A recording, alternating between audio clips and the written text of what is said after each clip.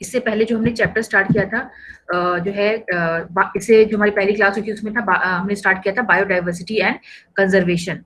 तो मैंने आपको जो है बायोडाइवर्सिटी जो है उसका मतलब बताया था कि बायोडाइवर्सिटी का मतलब क्या होता है। आपका ये एंटायर जो पूरा पैराग्राफ है वही बायोडाइवर्सिटी के ऊपर दिया हुआ है। ये बायो 2 वर्ड से बना हुआ है। Bio means life and diversity means different types of species. तो डाइवर्सिटी डाइवर्स मीन्स वेराइटी। तो हमारे पृथ्वी पे जो वेराइटी ऑफ लाइफ प्रेजेंट है in the form of different species of plants, animals, human beings, तो इसी को हम जो टोटलिटी में क्या कहते हैं, बायोडाइवर्सिटी।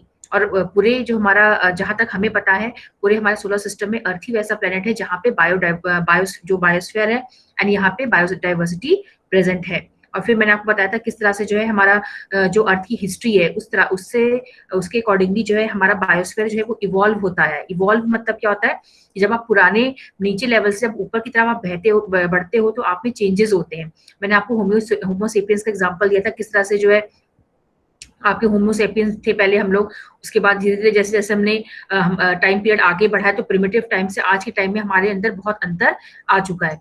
हम पहले अपने इन्वायरमेंट के ऊपर काफी हद तक डिपेंडेंट थे अपनी जरूरतों के लिए, लेकिन आज के टाइम में क्या है अपने वातावरण को खुद डोमिनेट करते हैं क्योंकि हमारा दिमाग बहुत विकसित हो चुका है। तो अब हमने इतनी टेक्नोलॉजी एंड मशीन डेवलप कर ली है कि अब हम अपने इन्वायरमेंट को खुद ही मतलब एक्सप्लॉइट करते हैं, जो कि निगेटिवली चला गया है जिसकी वजह से बहुत सारी प्रॉब्लम्स भी क्रिएट हो रही हैं। तो biodiversity means that different species of flora and fauna, जिसमें आपके माइक्रो ऑर्गेनिज्म से लेके जो बड़े एनिमल्स हो चाहे छोटे एनिमल्स हो चाहे ह्यूमन बींग्स हो सब उसमें इंक्लूडेड हो जाते हैं। और पृथ्वी पे जो है ऐसे कई एरियाज है जो कि आपके बायोडाइवर्सिटी में ज्यादा रिच है और कुछ जो है बायोडाइवर्सिटी में कम रिच है। और वर्ल्ड में जो भी आपके फॉरेस्टेड एरियाज होते हैं स्पेशली जो ट्रॉपिकल फॉरेस्ट है they are highly rich in biodiversity, क्योंकि आपको पता है कि जो जंगल अगर घने हैं तो उसमें पहुंचना जो है मनुष्य का काफी मुश्किल होता है, तो वो उससे डिस्टर्ब नहीं कर पाता है। और जब उसका एक्सप्लोटेशन नहीं होता है, डिफॉरेस्टेशन नहीं होता है, तो वो वैसे का वैसे ही रहता है और उसमें जो आपके एनिमल्स और प्लांट्स की स्पीसीज है वो सेफ रह जाती है। तो लेकिन अगर मनुष्य ने जहां भी एंक्रोचमेंट कर लिया, जहां भी मनुष्य पहुंच गया, तो फिर तो समझ लो कि उस एरिया का जो है डिस्ट्रक्शन होना ही होना है। तो जो भी घने जंगल है क्योंकि मनुष्य वहां नहीं पहुंच पाया अभी तक, तो वो सेफ है। तो अगर क्वेश्चन आता है कि which part of the world is highly rich in biodiversity, तो आपका आंसर क्या होगा, forest, tropical forest of the world. Now, biodiversity is of different types. Like one is your genetic diversity, then species diversity, then ecosystem diversity. I have already explained all these points.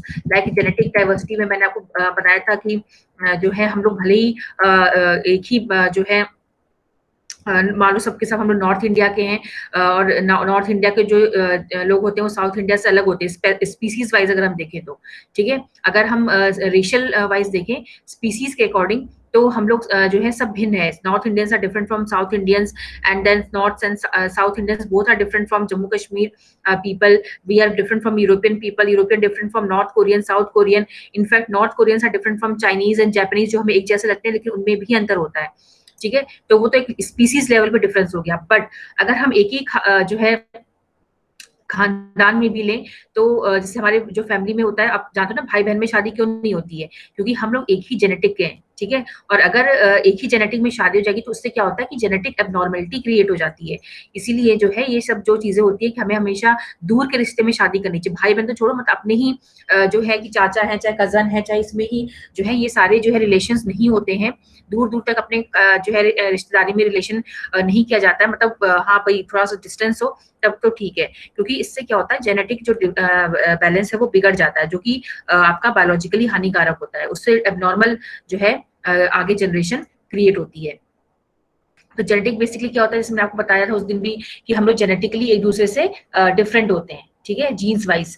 अब जैसे कि आप जैसे आपके parents हैं तो आपके parents का जो जीन्स है वो आप में पास ऑन होगा, और आपके पेरेंट्स में कहाँ से जीन्स आया, उनके पेरेंट्स से आया हुआ है, ठीक है। तो मैंने आपको कई बीमारियों को एग्जांपल दिया था ना कि अगर एक को डायबिटीज है आपके पेरेंट्स में तो बहुत ज्यादा चांसेस होते हैं कि वो आपको भी हो सकता है या कोई और बीमारी है। तो इसलिए आप अगर मान लो है ऐसा केस हिस्ट्री, अगर आप डॉक्टर के पास जाएंगे तो बहुत बार वो आपसे केस हिस्ट्री पूछते हैं, क्योंकि कई बीमारियां जेनेटिकली आगे पास ऑन होती हैं, ठीक है। तो अगर मान लो आपके पेरेंट्स को किसी को है तो वो बहुत पॉसिबिलिटी कि आप हो जाए और आपसे आगे जो है बच्चों को हो जाए। तो क्यों? क्योंकि जेनेटिक हमारा जेनेटिक सेम है, तो हम लोग उस तरफ जो है हमारा जेनेटिक शायद इतना उस बीमारी को लेके कमजोर होगा, तभी हमें वो जो बीमारी है हमारे पेरेंट्स हो गई, फिर उसके बाद वो पास ऑन हो जाएगी, है ना?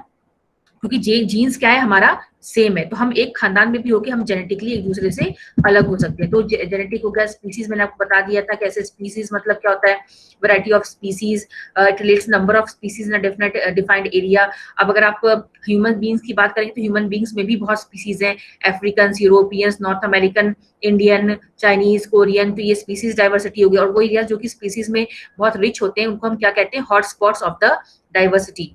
देन इकोसिस्टम डाइवर्सिटी, इकोसिस्टम मैंने आपको बताया था कि किस तरह से आपके डिफरेंट टाइप्स ऑफ इकोसिस्टम में क्या होता है, बायोटिक एबायोटिक कंपोनेंट जो होते हैं they interact with each other and along and also with their environment.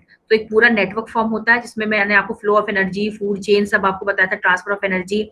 So different types of ecosystems are found like terrestrial ecosystem, aquatic ecosystem. Terrestrial is further divided into grassland, desert, forest ecosystem, and aquatic ecosystem means marine and fresh water. So different types of ecosystems are found. Now we will see I think we have also discussed this also, importance of biodiversity, that how it is important for ecological balance, to maintain ecological balance on the earth. अगर एक भी component हमारे अर्थ से destroy हुआ, चाहे वो producers का हो, चाहे कंज्यूमर्स का हो, चाहे डिकम्पोजर्स का हो, तो हमारे अर्थ पे जो है डिसबैलेंस क्रिएट हो जाएगा, इकोलॉजिकल डिसबैलेंस हो जाएगा। तो इकोलॉजी को बचाने के लिए ये जो इंटरेक्शन होता है, जो आपस में जो ट्रांसफर ऑफ एनर्जी होती है, फूड चेन क्रिएट होता है, इसको अगर हमें प्रॉपर सुटेबल तरीके से चलाना है तो हमें हर जो है ऑर्गेनिजम्स को इम्पोर्टेंस देनी होगी, क्योंकि सब जो है उनका अपना अपना रोल होता है। अगर हम अपनी बात करें, मनुष्य के बिना अगर हम अपने आप को बहुत इंपॉर्टेंट समझते हैं, तो उसी तरह से जो आपका बैक्टीरिया होता है, एक माइक्रोब होता है, माइक्रो ऑर्गेनिज्म होता है, वो भी उतना ही इंपॉर्टेंट होता है। क्यों? क्योंकि वो गंदगी को हटाने में हमारी मदद करता है और वापस से न्यूट्रिएंट को ले जाके सॉइल में मिक्स करता है। यानी इकोनॉमिक रोल आपको पता है कि जो भी हमारा मनुष्य की अगर हम बात करें हमारे नजरिए से, तो जो भी हमारी डेली नीड्स होते हैं, जो भी हमारे इकोनॉमिक नीड्स होते हैं, वो बहुत हद तक जो है आपके फॉरेस्ट पे, प्लांट्स और एनिमल्स के ऊपर डिपेंडेंट है उनसे, है ना? हम चाहे फर्नीचर बनाए, चाहे हम कोई पेपर पल्प इंडस्ट्री बनाए, चाहे लाइव स्टॉक हो, चाहे हम एग्रीकल्चर करें, चाहे फिशिंग हो, चाहे मेडिसिनल रिसोर्सेज हो, all these items we get through our biodiversity only. आपको पता होगा कि बहुत सारी जो हमारी दवाइयां होती है उनका मेन सोर्स क्या होता है, आपके एवरग्रीन फॉरेस्ट, क्योंकि वहां पे आपको मेडिसिनल हर्ब्स मिलती है। एंड देन साइंटिफिक रोल भी मैंने आपको एक्सप्लेन कर दिया था कि किस तरह से जो है आपके आज के प्रेजेंट के बारे में पढ़कर, जो प्रेजेंट हमारी स्पीसीज है, जेनेटिक्स के बारे में पढ़कर जो है हम लोग जो है पास्ट के बारे में भी अंदाजा लगा सकते हैं और हमारा फ्यूचर कैसा होगा उसके बारे में भी हम अंदाजा लगा सकते हैं। एंड देन हम बहुत सारी बीमारियों का इलाज भी खोज सकते हैं। जेनेटिक अगर हमें नॉलेज है तो हम बहुत सारी बीमारियों का इलाज भी निकाल सकते हैं। तो ये सब मैंने आपको बता दिया था। नेक्स्ट हमारा टॉपिक है लॉस ऑफ बायोडाइवर्सिटी, जो कि आप बहुत बार पढ़ते आ रहे हो कि बहुत ऐसा कुछ नहीं है कि बहुत ही हार्ड है। तो अब हम देखते हैं, आपको कुछ समझ में तो आ ही गया होगा कि लॉस ऑफ बायोडाइवर्सिटी अगर है तो उससे हम लोग मतलब जो है क्या समझेंगे, कुछ निगेटिव हो रहा है और किसकी वजह से हो रहा है, बिकॉज ऑफ ह्यूमन बींग्स। ठीक है, since the last few decades growth in human population, ठीक है, growth in human population has increase the rate of consumption of natural resources. तो ये आप जानते हो ऑलरेडी कि because in the past 2 or 3 centuries the human population has increased manifold, which has resulted in the consumption of natural resources at a very fast rate as compared to primitive time. क्योंकि जो मनुष्य की जनसंख्या है वो दिन पर दिन प्रतिदिन बढ़ती जा रही है, तो जो भी नेचुरल रिसोर्सेज प्रेजेंट है, like water resource, soil resource, forest resource, on these resources the burden of burden to fulfill the needs of the human beings is increasing, and that's why they are being exploited to fulfill the need. It has accelerated the loss of species. ठीक है, अब जो human beings हैं, how they will fulfill their needs, they will exploit the nature, they will exploit the different species of plants and animals. ठीक है, अब देखो population increase हो रही है, पॉपुलेशन इंक्रीज होने की वजह से क्या होता है, फूड की डिमांड बढ़ती है, फूड की डिमांड बढ़ने की वजह से क्या होता है, हम लोग जो है जंगलों को काट देते हैं और वहां पे कृषि करते हैं, खेती करते हैं, क्योंकि भाई हमें फूड की डिमांड को पूरी करना है, तो उसकी वजह से क्या होता है, डिफॉरेस्टेशन होता है। और आपको ये पता ही हुआ कि जो फॉरेस्ट होते हैं, they are the natural habitats of all kinds of plants and animals. तो अगर जंगल नहीं रहेंगे, वन नहीं रहेंगे, तो हमारी बायोडाइवर्सिटी जो है वो खत्म होती चली जाएगी। तो हमने क्या किया, एग्रीकल्चर की वजह से जंगलों को काट दिया, फिर इंडस्ट्रियलाइजेशन हो रहा है, देन उसके बाद जो है ओवर ग्रेजिंग होती है, देन उसके बाद जो है मतलब और भी सेटलमेंट की वजह से, सिटीज को बनाने की वजह से, अर्बनाइजेशन की वजह से हम क्या करें, जंगलों काट के वहां पे शहर बनाते जा रहे हैं, हमारे जो सिटीज हैं, अर्बन एरियाज, वो एक्सपेंड होते चले जा रहे हैं, जिनकी वजह से जो है बायोडाइवर्सिटी के ऊपर बहुत बड़ा खतरा मंडरा रहा है। Tropical regions which occupy about 1/4 of the total area of the world contain about 3/4 of the human population। ठीक है, कहा जा रहा है कि जो ट्रॉपिकल एरियाज है, यहाँ पे मैक्सिमम पॉपुलेशन होती है। ट्रॉपिकल एरियाज वही एरियाज है जो कि 23.5 डिग्री नॉर्थ एंड साउथ में पाया जाता है, Tropic of Cancer and Capricorn के आसपास। Over exploitation of resources and deforestation, ठीक है, मतलब जो भी हमारे पास रिसोर्सेज है उन्हें हम बिना सोचे समझे इस्तेमाल कर रहे हैं, चाहे वो वाटर हो, चाहे सॉइल हो, चाहे फॉरेस्ट रिसोर्स हो, हम जंगलों को भी बुरी तरह से काट रहे हैं। As this tropical rain forest contain 50% of species on earth, as I said कि that rain forest means evergreen forest, ठीक है, क्योंकि एवरग्रीन फॉरेस्ट ही सबसे घने होते हैं।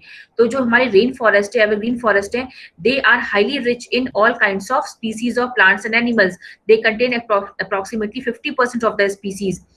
तो अब जब हमने जंगलों को ही काट दिया तो क्या होगा, जो उनका नेचुरल हैबिटेट है वो क्या होता जा रहा है, आपका डिस्ट्रॉय हो रहा है। अगर और वो अगर डिस्ट्रॉय होगा तो हमारा एंटायर बायोस्फीयर जो है वो खतरे में पड़ जाएगा। ठीक है, तो मतलब समझने का मतलब ये है that loss of biodiversity is mainly due to the increasing population and all the problems like loss of that natural habitat of the animals, deforestation, soil erosion, everything is created due to human activities like urbanization, agriculture, settlement purpose.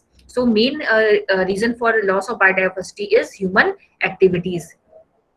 Along with natural human activities, some natural factors are also responsible for the loss of biodiversity, such as earthquake, floods, volcanic eruptions, forest fires, droughts, etc. ठीक है, ये factors भी responsible हैं, but ये जो है आपके low intensity में के रिस्पॉन्सिबल है, और जो आपके ये ह्यूमन बींग्स का रीजन है वो that is mainly responsible, that is the primary cause for all problem on the earth. Natural factors देखो पहले भी थे, जब मनुष्य नहीं था तब भी आपके अर्थक्वेक आता था, वोल्केनिक इरप्शंस होते थे, फ्लड्स आता था, बट जो है रेट ऑफ जो आपका डिस्ट्रक्शन था वो इतना ज्यादा नहीं था, और पृथ्वी जो थी उसको झेल लेती थी। बट जो मनुष्य कर रहा है उसको पृथ्वी जो है बिल्कुल उसको बैलेंस नहीं कर पा रही है। Pesticides, biodiversity of respective affected regions, pesticides and other pollutants such as hydrocarbons and toxic heavy metals destroy the weak and sensitive species। यहाँ कहा जा रहा है कि जो भी हमारा पॉल्यूशन होता है उससे भी जो है बायोडाइवर्सिटी पे खतरा रहता है, क्योंकि आप जानते हो कि पेस्टिसाइड, जैसे पेस्टिसाइड समझते हो ना क्या होता है, ये जो भी हम कीटनाशक डालते हैं खेतों में, तो ये भी काफी हानिकारक होते हैं। इससे क्या होता है कि हमने तो क्या किया, खेतों में जाके कीटनाशक डाल दिया, तो हमें लग रहा है कि भाई कीड़े मकोड़े मारे, लेकिन उसके साथ साथ कुछ अच्छे बैक्टीरियाज भी होते हैं सॉइल में, कुछ और एनिमल्स होते हैं, अर्थवॉर्म्स होते हैं, उनके साथ साथ उनको भी नुकसान होता है, तो वो लेकिन वो हमारे लिए काफी इंपॉर्टेंट होते हैं। तो जो वीक और सेंसिटिव स्पीसीज होती है उन पे खतरा रहता है। Species which are not the natural inhabitants of the local habitat but are introduced into the system are called exotic species। ये डिफरेंस आपको पता होना चाहिए that about difference between exotic species and endemic species। ठीक है, देखो एक्सो मतलब क्या होता है, एक्सटीरियर, बाहर का, और एंडो मतलब, एंडेमिक मतलब एंडो मीन्स अंदर का। ठीक है, इससे आपको पता होना चाहिए वो स्पीसीज, वो प्रजातियां पेड़ पौधों की या पशुओं की जो कि हमारे भारत में बाहर से आई हैं उनको हम कहते हैं एक्सोटिक, और जो हमारे इंडिया की ही है, अगर हम वैसे हम इंडिया के तो हम इंडिया की बात कर रहे हैं, जो डिफरेंट रीजन्स है वो अपनी बात करेंगे। ठीक है, तो अगर हम इंडिया की बात करें तो the species of plants and animals which are aligned to India, which have brought into India from outside areas, they are known as exogenetic species, exotic species। On the other hand, which are the original plants and animals of the area, like India में जो भी यहाँ के original plants and animals है जो यहीं पे grow हुए हैं उनको हम कहते हैं एंडेमिक स्पीसीज, ठीक है। तो लेकिन ये जो आपके एक्सोटिक स्पीसीज होते हैं ना, ये कभी कभी खतरनाक होते हैं, डेंजरस होते हैं, क्योंकि ये जो है बाहर के होते हैं। जब ये हम दूसरी जगह पर आते हैं तो उस जगह के इन्वायरमेंट को ये नुकसान पहुंचा सकते हैं, क्योंकि कभी कभी बहुत पॉइजनस होते हैं और वहाँ के जो प्लांट्स पौधे होते हैं उनपे वो जो है गलत जो है उनका प्रभाव होता है। There are many examples when a natural biotic community of the ecosystem suffered extensive damage because of the introduction of exotic species। तो इसमें ये लिखा हुआ है कि जो इंडिजिनस आपकी जो बायोटिक कम्युनिटी है, जो पेड़ पौधे होते हैं, उन पे बहुत भारी नुकसान पड़ता है जब ये एक्सोटिक स्पीसीज आपकी आ जाती है। और इनकी वजह से आपने हियासिंथ का प्लांट देखा होगा जो तालाबों में होता है, तो वो क्या होता है कि वो एक अगर आ गया तो पूरा छप जाता है, मतलब पूरा जो है आपके जहां भी लेक होता है या पॉन्ड होता है उसमें पूरा वो फैल जाता है, उसको हटाना बहुत मुश्किल होता है। और उसमें कुछ पॉइजनस एलिमेंट्स होते हैं जो आपके जो अदर प्लांट्स होते हैं, एक्वेटिक प्लांट्स एंड एनिमल्स, उनको हार्म पहुंचाते हैं, ठीक है। तो जो एक्सोटिक स्पीसीज होती हैं वो बहुत खतरनाक होती हैं, क्योंकि वो एंडेमिक स्पीसीज पे जो है उनको डिस्ट्रॉय करने की कोशिश करती हैं। During the last few decades, some animals like tigers, elephants, rhinoceros, crocodile, minks, and birds were hunted and mercilessly by poachers for their horn, tusk, hide, etc. यहाँ पे कहा जा रहा है कि भाई जो है बहुत कुछ फ्यू डिकेड से, मतलब 10, 15, 20 सालों में जो हमारे ये जो एनिमल्स हैं, tigers, already they are endangered animals, आपको पता ही होगा कि अभी ये वैसे ही खात्मे के कगार पर हैं, और इनकी बुरी तरह से जो है इलीगल हंटिंग की गई है। लाइक टाइगर हो गया, एलिफेंट हो गया, आपको पता टाइगर्स की जो स्किन होती है ना, they are used for making like coats, purses, आपके जो पूट्स होते हैं ना, उसमें ये सब इस्तेमाल किया जाता है। एलिफेंट्स का जो टस्क होता है वो काफी मतलब इस्तेमाल किया जाता है चीजों बनाने में। राइनोसोरस का आप जानते ही हो, जो उसका क्या वो उसकी जो खाल होती है ना, वो काफी इंपॉर्टेंट होती है। क्रोकोडाइल, मिंक एंड बर्ड्स, इन सबको जो है मर्सिलेसली, मतलब जो पोचर्स होते हैं, पोचर्स मतलब क्या होते हैं, जो कि मतलब जो इलीगल तरीके से छुपकर जो हंटिंग करते हैं उनको कहा जाता है। तो इन लोगों ने इनको जो है मतलब बुरी तरह से मारा है, ताकि इनकी चीजों को लेकर इस्तेमाल किया जा सके, horn, tusk, hide etcetera. It has resulted in the rendering of certain types of organisms as endangered category। इससे क्या हुआ है, अब इन सारे ही रीजन की वजह से, because of human actions, like जो भी ऊपर मैंने बताया, industrialisation, settlement, agriculture purpose, then आपके जो भी नेचुरल फैक्टर्स थे, एंड देन उसके बाद जो एक्सोटिक स्पीसीज का आना, एंड देन उसके बाद जो है इलीगल हंटिंग जो हुई है, उसकी वजह से हमारे जो कुछ एनिमल्स हैं और प्लांट्स हैं वो किस कैटेगरी में जा चुके हैं, एंडेंजर्ड कैटेगरी में, ठीक है। अब एंडेंजर्ड मतलब अब वो खात्मे की कगार पर हैं, they are on the verge of extinction. अब देखो क्या ये अब आपको ये देखो क्वेश्चन आ सकता है, इसलिए आप इसको बहुत ध्यान से पढ़ लेना। द लॉस ऑफ बायोडाइवर्सिटी, ठीक है, कि हमारी जो बायोडाइवर्सिटी है, प्लांट्स और एनिमल्स हैं, वो खात्मे के कगार पर कैसे हैं, मतलब उनका वो कैसे खत्म होते जा रहे हैं दिन पर दिन, ठीक है। तो बहुत सिंपल सी बात है, ह्यूमन एक्टिविटीज लाइक एग्रीकल्चर करने के लिए हमने जंगलों को काट दिया, और जंगलों का देखो काटना ओवरऑल क्या है, जंगल अगर कटेंगे तो जो बायोडाइवर्सिटी है वो हमारी खत्म होगी, क्योंकि प्लांट्स और एनिमल्स का जो नेचुरल हैबिटेट है वो क्या है, फॉरेस्ट है, ठीक है। So human activities like agriculture, then industrialization, then illegal hunting and poaching, then आपका deforestation. So all these factors are urbanization. These factors are responsible for the loss of biodiversity, and at some some rate natural factors are also responsible, but जो उनका magnitude होता है वो कम होता है। इस पे क्वेश्चन आ सकता है, तो आप इन सब चीजों को ध्यान से पढ़ लीजिएगा along with example. Now next, the International Union of Conservation of Natural and Natural Resources (IUCN) has classified the threatened species of plants and animals into 3 categories for the purpose of their conservation। ठीक है, अब जो भी हमारे ऐसे पेड़ पौधे जो कि जिन पे खतरा मंडरा रहा है, उनको हमने क्या किया है, 3 कैटेगरीज में डिवाइड कर दिया है। एक है हमारी एंडेंजर्ड स्पीसीज, देन दूसरी है हमारी वल्नरेबल स्पीसीज, और तीसरी है हमारी रेयर स्पीसीज। अब ये स्पीसीज क्या होती है, इनको हम देखते हैं। अब देखो एंडेंजर्ड स्पीसीज क्या है, it includes the species which are in danger of extinction, ठीक है। तो एंडेंजर्ड मतलब क्या होता है, एक्सटिंक्शन। ये ऐसे हमारे जो प्लांट्स और एनिमल्स हैं बेसिकली, जो कि आपके अब किस कगार पर है, खात्मे के कगार पे है, एक्सटिंक्शन। या बहुत ध्यान से इसको नोट डाउन करेंगे, ठीक है। एक्सटिंक्ट मतलब क्या होता है, बिल्कुल खत्म होने वाले हैं, ठीक है। अब जो भी अभी आपने पढ़ा लॉस ऑफ बायोडाइवर्सिटी में, अगर यही चीजें इस तरह से कंटिन्यू रही तो ये जो एनिमल्स हैं और प्लांट्स हैं वो बहुत जल्दी पृथ्वी से एक्सटिंक्ट हो जाएंगे, खत्म हो जाएंगे। ठीक है। The IUCN publishes information about endangered species worldwide as the red list of threatened species। और इन स्पीसीज को क्या कहा जाता है? Red list. ठीक है। इनकी जितनी भी स्पीसीज है इस कैटेगरी में, रेड लिस्ट की कैटेगरी में, इसका मतलब कि वो थ्रेटेंड है। थ्रेटेंड मतलब खात्मे की कगार पे है। जैसे रेड पांडा आप देख रहे हैं, ये भी एक एंडेंजर्ड स्पीसीज है।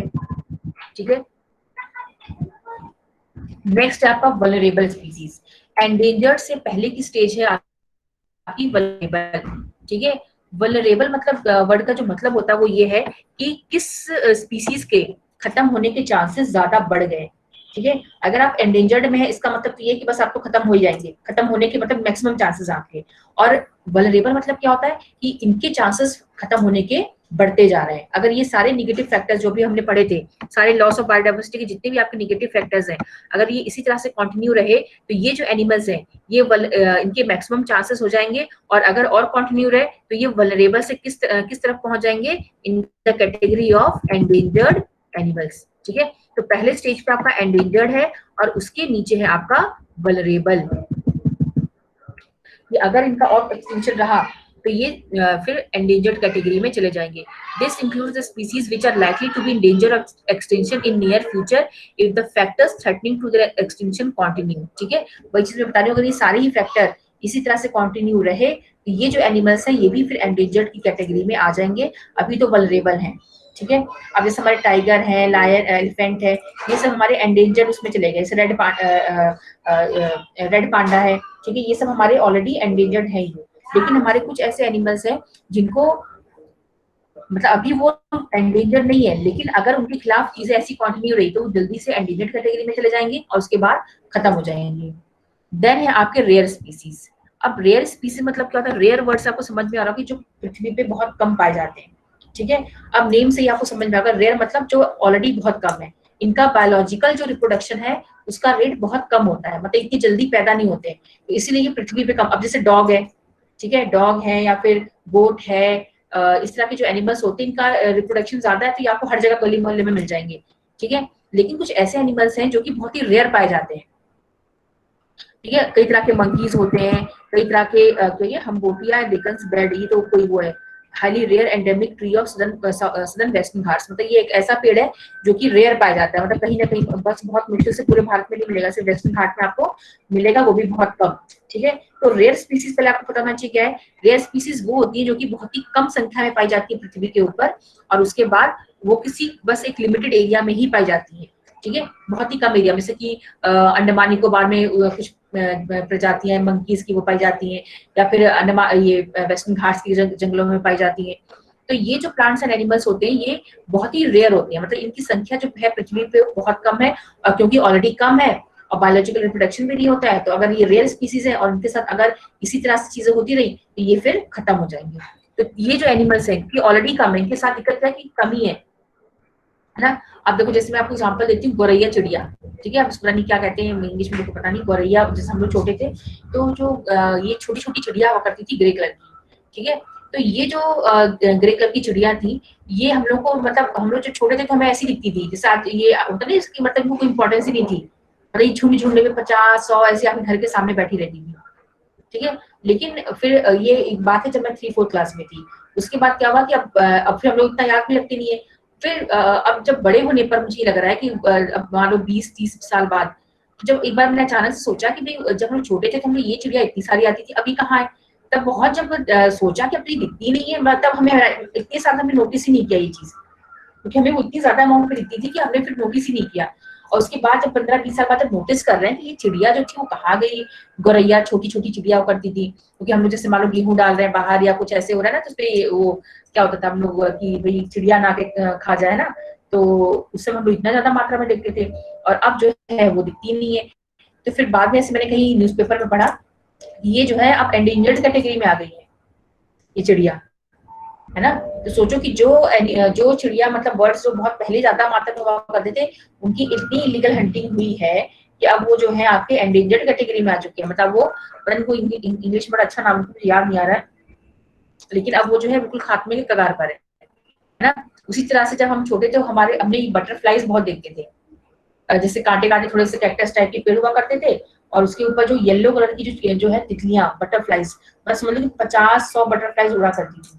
तो हम लोग बचपन में सब देखते रहते थे कि हाँ भाई बहुत सारी चिड़िया पकड़ते थे हम लोग, ये बटरफ्लाईज को। उसमें से जो सबसे सुपीरियर क्वालिटी की बटरफ्लाई थी वो ऑरेंज कलर की होती थी, बड़ी, ठीक है। तो मतलब वो दिख जाए तो मतलब बहुत ही हम लोग खुश जाते कि हाँ भाई ऑरेंज कलर वाली जो बटरफ्लाई वो दिख रही है। लेकिन अब जब मैं नोटिस करती हूँ तो मुझे तो मतलब वो मतलब दिखती ही नहीं है बटरफ्लाईज।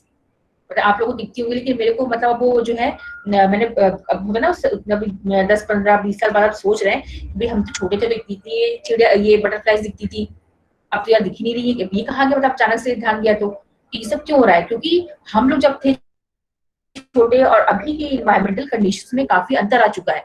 मतलब इतना पॉल्यूशन हो रखा है, इतने मतलब इन्वायरमेंटल चेंजेस हो रहे हैं कि वो जो सेंसिटिव आपके जो स्पीसीज है प्लांट्स और एनिमल्स की, वो तो अपने आप ही गायब हो जाएगी, उनको मानने की भी जरूरत नहीं है, क्योंकि वो जो बदलाव है इन्वायरमेंटल उसको वो जो है बिल्कुल झेल नहीं पा रहे, है ना। तो मतलब ये सब हम सोचते हैं कि अब आगे भी ऐसा हो सकता है कि आज आप जो पशु पक्षी देख रहे हो, अब सोचो कि जो हम 50-100 की मात्रा में ऐसे देखते रहते घूम रहे हैं चिड़िया, ये तितलियां घूम रही है। सोचो मैं मुझे अभी तक याद है कि वो सीन कि हमारे घर के जस्ट बगल में कांटे कांटे टाइप के वो छोटे छोटे पौधे लगे रहते थे, और उस पर खूब सारी बाकी तितलियां घूमती थी। और अब जब देखें तो मुझे एक भी तितली ऐसे नजर नहीं आती है। तो वो सब कहाँ गई, है ना। तो उसी तरह से कल को आप भी जब बड़े होगे तो आपको लगेगा कि ये हमारे साथ तो ये हमने इस जानवर को या इस पेड़ पौधे को हमने बहुत देखा था, अब तो दिखती ही नहीं कहीं भी। तो हम नोटिस भी नहीं कर रहे हैं और हमारे सामने से ही जो है बहुत सारी स्पीसीज जो है वो खत्म होती चली जा रही है। तो ये बहुत खतरे की बात है, ठीक है।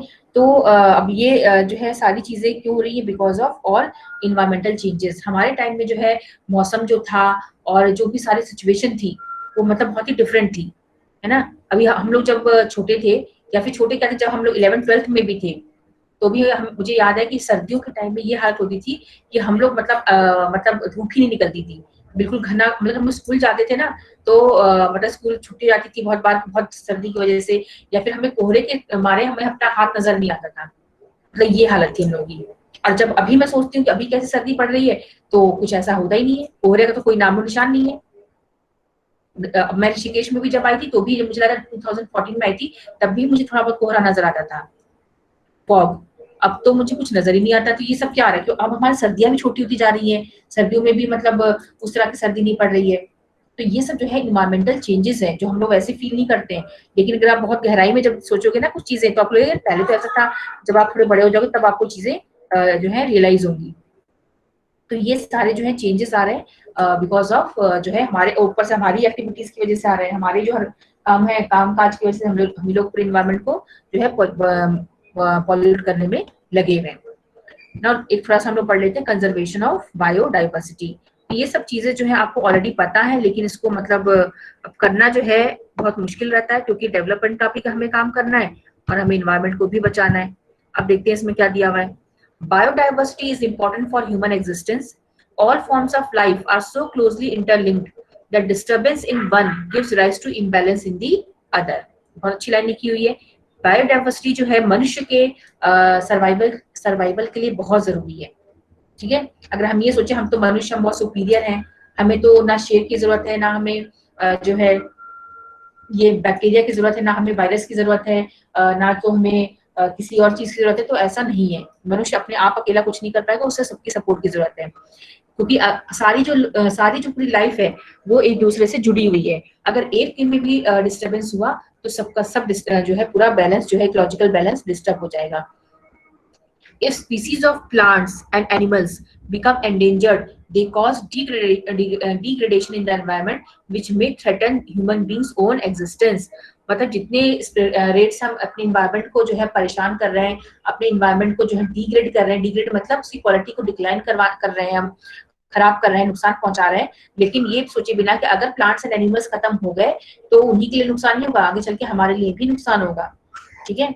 अलग अलग तरह की बीमारियां हो जाएंगी और हमें जो है फूड की प्रोडक्शन कम हो जाएगी, है ना। बारिश जो पहले जितनी होती थी अब उससे बहुत कम हो जाएगी, तो फिर जो है हम लोग भूखे प्यासे सब मरेंगे। Now there is an urgent need to educate people to adopt environment-friendly practices and reorient their activities in such a way that our development is harmonious with their other life forms and is sustainable.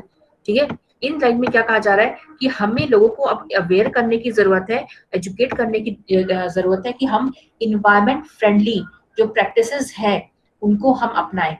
अगर हम मान लो कोई भी development का कार्य कर रहे हैं, हम सेटलमेंट कर रहे हैं, हम एग्रीकल्चर कर रहे हैं, तो जो भी हम करें, क्योंकि हम उस डेवलपमेंट के बिना भी नहीं रह सकते, लेकिन हम जो भी करें उसमें साथ ही साथ हम ये भी सोच के चलें कि इसका क्या नुकसान परिणाम हो सकता है, कॉन्सिक्वेंस क्या हो सकता है, और अगर गलत कॉन्सिक्वेंस हो सकता है तो हमें अभी से सुधार लेना चाहिए उसको करने से पहले ही, कि हम कुछ ऐसी चीजें अपनाएं ताकि वो जो हमारा प्रॉब्लम है वो सॉल्व हो जाए। ठीक है, अब हमें मालूम है कि भाई जो है आपका ये जो हमारा ट्रांसपोर्टेशन सेक्टर है वो सबसे अधिक रिस्पॉन्सिबल है पॉल्यूशन के लिए। ठीक है, जितना भी पॉल्यूशन होता है उसके सबसे अधिक रिस्पॉन्सिबल क्या है, हमारा ट्रांसपोर्टेशन सेक्टर। तो जब हमें पता है कि हमारा प्रॉब्लम एरिया ट्रांसपोर्टेशन है, तो अब हमें जितना हो सके हमें इन्वायरमेंट फ्रेंडली जो फ्यूल है उसको इस्तेमाल करना चाहिए।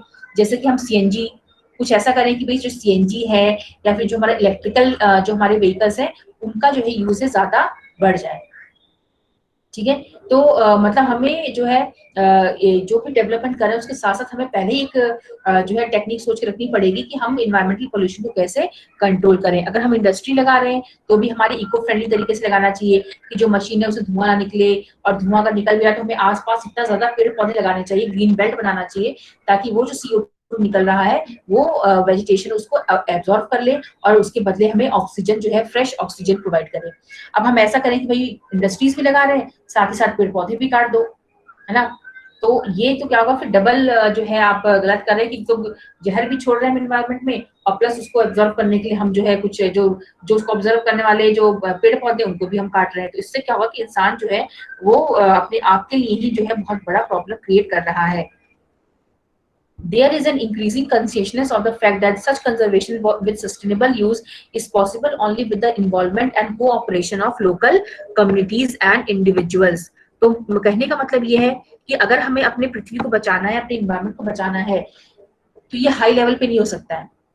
भले ही कितनी भी देश के जो गवर्नमेंट है आपस में मिलके वार्तालाप कर लें, मीटिंग बैठा लें, कुछ भी कर लें, लेकिन अगर हम लोग ग्रास रूट लेवल पे, हम छोटे लेवल पे अपने इन्वायरमेंट को नहीं बचाएंगे तो फिर कोई भी इसको नहीं बचा सकता, है ना।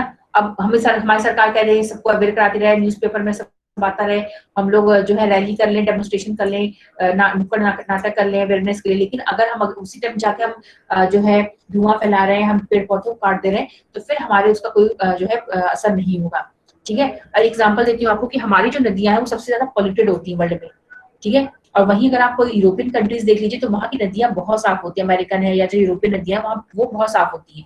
ठीक है, तो आपको क्या लगता है कि वहां की जो गवर्नमेंट है वो क्या रोज रोज जाके क्या कुछ झाड़ू लगाती है क्या? वहां का जो सरकारी लोग होते हैं क्या वो नदियों को साफ करते डेली डेली? बिल्कुल नहीं करते। तो वहां पे साफ कैसे रहती नदियां? क्योंकि वहां के लोगों की एक्टिविटीज ही ऐसी है कि वो लोग गंदगी जो है वो अपनी नदियों में डालते ही नहीं है ना। क्योंकि अगर मान लो सबसे देखो इंडिया में दिक्कत क्या है कि हमारी हमारी जो है गवर्नमेंट बोलती रहती है, लेकिन हम लोग रोज जाके फूल पत्ती से लेके सब कुछ जो कचरा है वो नदी में डाल देते हैं। तो इससे क्या होता है कि हमारी गवर्नमेंट फिर कितना साफ करेगी, कि मशीन लगा लगा कितनी नदियां कितनी लंबी होती है ना, तो कितना सेडिमेंट उनमें लाखों टन का सेडिमेंट रोज जाता है।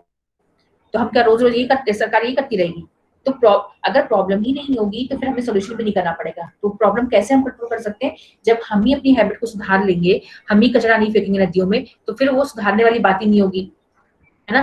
तो आपकी जो यूरोपियन और अमेरिकन नदियां अगर इतनी साफ सुथरी है तो उसका रीजन ये नहीं कि वहां सरकार बहुत एक्टिवली काम करती है, वहां के लोग एक्टिवली काम करते हैं, क्योंकि वहां पे जो लोग हैं वो कचरा नहीं फैलाते हैं। तो जब कचरा ही नहीं होगा तो उसको जो है बचाने वाला या साफ करने की तो बात ही नहीं होगी, है ना।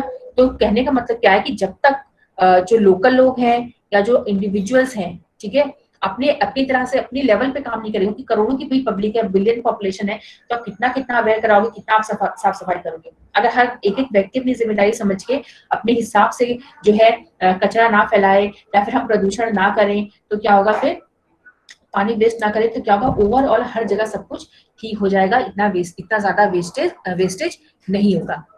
ठीक है, तो बेसिकली क्या है कि हमें जो है कम्युनिटी एंड इंडिविजुअल का जो रोल है इसमें सबसे इंपॉर्टेंट होता है। For this the development of institutional structures at local level is necessary.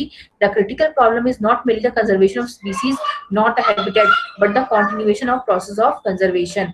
ठीक है, तो हमें क्या है कि सबसे बड़ी जो इम्पोर्टेंट हमारे सामने मतलब एक वो है रिस्पॉन्सिबिलिटी, वो है कंजर्वेशन की। कंजर्वेशन मतलब कि जो भी हमारे स्पीसीज हैं पेड़ पौधों की, उनको हमें बचा के रखना है for sustainable development. Sustainable development means कि जो है हमें इनको ऐसे मतलब लेके जाना है, बचाना है कि ये हमारी फ्यूचर जनरेशन के लिए भी बचा रहे, और मतलब आगे वाली जनरेशन भी इन्हें जो है नोटिस करे। ऐसा ना हो कि भाई जो शेर है तो हमारी आगे वाली पीढ़ी बोले कि भाई शेर और ये लायन और टाइगर नाम कोई एनिमल हुआ करता था, जैसा हम डायनासोर को कहते हैं, है ना। तो इसीलिए जो है हमें अपने पेड़ पौधे जो है जो भी एनिमल्स है जो एंडेंजर्ड है उनको बचाने के लिए काफी ज्यादा मेहनत करनी पड़ेगी। अब ये जो टॉपिक है ये हम लोग कल करेंगे। इसमें थोड़ा सा इंडिया का रोल है, और फिर ये जो है हमारे हॉटस्पॉट्स हैं, एंड देन ये जो मैप वर्क है इट इज वेरी इंपॉर्टेंट, ये आपके एग्जाम में आएगा। ठीक है, तो 5 नंबर का जो आपका मैप है उसमें 1 नंबर का तो कुछ ना कुछ इसमें से आएगा ही, तो आपको इसको बहुत अच्छे से हम इसको कल लर्न करेंगे। ठीक है, तो ये जो है आप अच्छे से जो भी आज मैंने पढ़ाया है, loss of biodiversity, endangered species, vulnerable species, जो भी चीजें मैंने आज आपको पढ़ाई है आप उसको अच्छे से आज रिवाइज करोगे। कल जो है मैं ये टॉपिक एंड करूंगी, उसके बाद में आपसे ओरल इसके बारे में पूछूंगी। ठीक है, और मुझे बार बार लिखना ना पड़े, हर बच्चे को ज्वाइन करना है। आज मैं देखती हूँ कितने बच्चों ने ज्वाइन किया है। बस यही गिने चुने बच्चे हैं 5-6 जो हमेशा ज्वाइन करते हैं, बाकी जो और है उनको तो मतलब कोई मतलब ही नहीं है। वही है ना कि बस जो पढ़ने वाले हैं वही करते हैं, बाकी जो जो बिल्कुल ही नहीं पढ़ना वो बच्चे क्लास तक नहीं ज्वाइन करते हैं। कोई बात नहीं, थैंक यू क्लास। अब कल हम लोग क्लास जो हमारी क्लास, ओके थैंक यू।